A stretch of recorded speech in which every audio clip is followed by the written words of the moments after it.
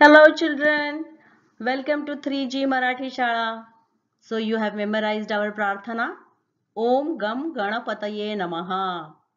To worship Lord Ganesh, who is a symbol of wisdom and knowledge. Today we will learn Marathi vowels, that is Swara in Marathi. There are 12, 12 swar in Marathi. Which are those?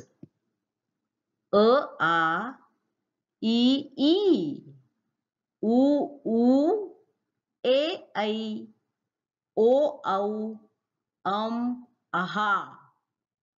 Do you know there is a word hidden in these Bara Swara? Ai means mom. Have you heard your mom or dad calling your Aji Ai?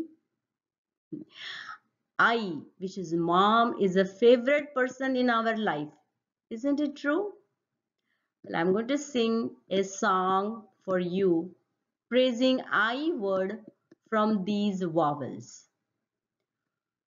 आई सारखे दैवत साऱ्या जगतावर नाही म्हणून श्रीकाराच्या नंतर शिकणे अ आ ई हो हो शिकणे अ आ ई. Don't forget to practice. A, A, E, U, A, I, O, Aha. See you next time.